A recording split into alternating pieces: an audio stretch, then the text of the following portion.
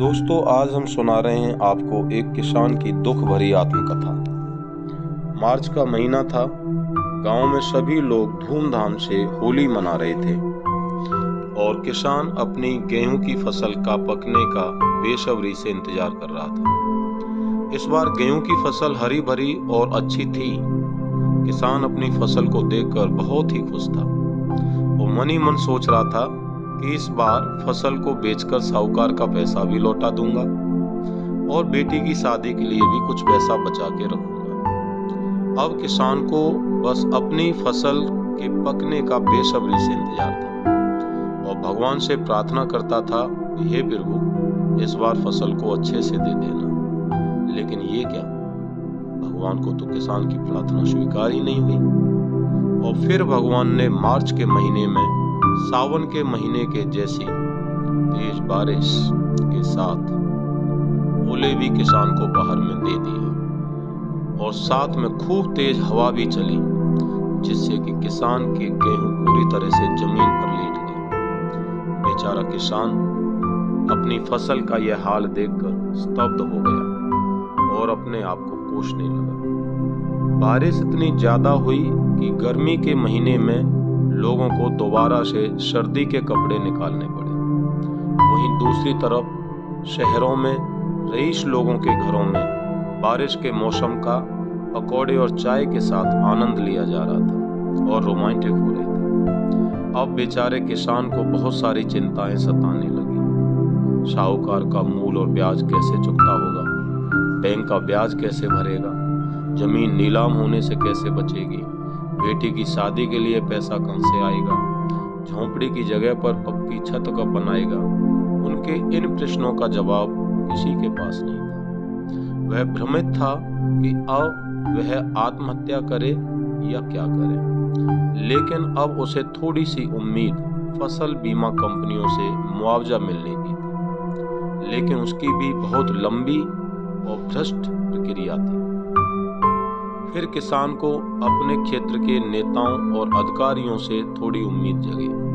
उधर किसानों की फसल खराब होने से नेताओं में बहुत ही जोश था, क्योंकि वे किसानों को मुआवजा दिलाएंगे, क्योंकि जल्द ही चुनाव आ रहे हैं। और वे अपने दल बल के साथ सफेद पोशाकों में और बड़ी बड़ी गाड़ियों में बैठकर किसानों की फसलों का निरीक्षण करने निकल पड़े। नेताजी अपने दल बल के साथ गांव-गांव जाकर निरीक्षण कर रहे थे और किसानों को भरोसा दिला रहे थे कि उनकी हर संभव बीमा कंपनियों से मदद कराई जाएगी और मुआवजा दिलाया जाएगा। किसानों को नेताओं के आने पर उनका मिठाई, फल, मेवा और थोड़ी बहुत रुपयों की मालाओं से स्वागत करना पड़ा। जो थोड़ी बहुत पूंजी किसान के पास बची थी, वह ज्यादातर गेहूं की फसल को बोने और उसके रखरखाव करने में खर्च हो गई और अब उसकी जेब में जो थोड़ा बहुत पैसा बचा वह नेताजी के स्वागत में खर्च हो गया। फिर चलते फिरते यह बात आई कि अधिकारियों और बीमा कंपनियों के कर्मचारियों को हर गांव में किसान कुछ पैसे इकट्ठे करके उनको दें तो किसानों की फसल का मुआवजा समय पर और अच्छा दिया जा सकता है। अब किसान के पास देने के लिए तो कुछ बचा ही नहीं, लेकिन उसने फिर अपने आड़तियों से, साहूकार से कुछ पैसे लिए और कर्मचारियों को अपनी फसल का सर्वे करने और मुआवजा दिलाने के लिए दे दिए। सभी कर्मचारी और अधिकारी बहुत खुश थे, क्योंकि उन्हें सरकार की तरफ से तनख्वाह के अलावा ऊपर की कमाई भी अच्छे से हो रही है। और वह भी अपने घर प्रार्थना कर रहे थे, हे भगवान, ऐसा मौका बार बार दो, क्योंकि उनके घर में भी अपने बच्चे थे, उनको पढ़ने के लिए विदेश भेजना था, बड़ी गाड़ी खरीदनी थी और बड़ा बंगला कोठी बनाना था और बच्चों के भविष्य के लिए बहुत सारा पैसा इकट्ठा करना था। अब किसान बेचारा अपने घर पर बस इसी उम्मीद में बैठा था कि उसको बीमा कंपनी उसकी फसल का नुकसान के मुताबिक मुआवजा देगी और उस मुआवजे से वह सबका कर्ज लौटाएगा। 1 महीने, 2 महीने, 4 महीने निकल गए।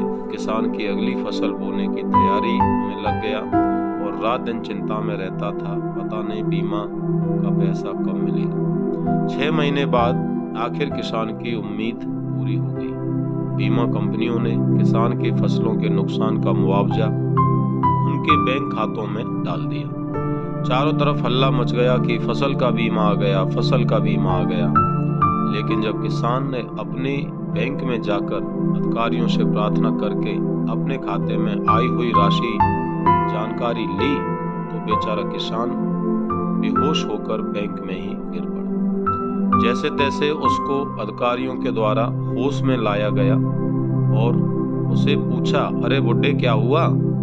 बेचारा किसान उठा और बोला, बाबूजी बस कुछ नहीं, कमजोरी की वजह से सर घूम गया, चक्कर आ गया और गिर पड़ा।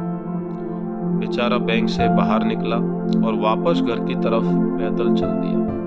रास्ते में आते आते सोच रहा था कि उसने तो नेताओं का भी खूब जोरदार स्वागत किया था, कर्मचारियों को भी रिश्वत दी थी, भगवान से भी प्रार्थना की लेकिन मुआवजे का पैसा बस उसे 4,000 रुपये प्रति एकड़ के हिसाब से मिला। अगर फसल का नुकसान नहीं होता तो उसे 1 एकड़ में कम से कम 20,000 रुपये प्रति एकड़ की फसल होती। किसान सोच रहा था, उसने तो कर्मचारियों को भी 1,000 रुपये प्रति एकड़ के हिसाब से रिश्वत दी, नेताओं के स्वागत में भी 1,500 से 2,000 रुपये खर्च कर दिए और गेहूं की फसल बोने और उसके संरक्षण में लगभग 10,000 रुपये प्रति एकड़ खर्च कर दिए। लेकिन उसको मिला क्या?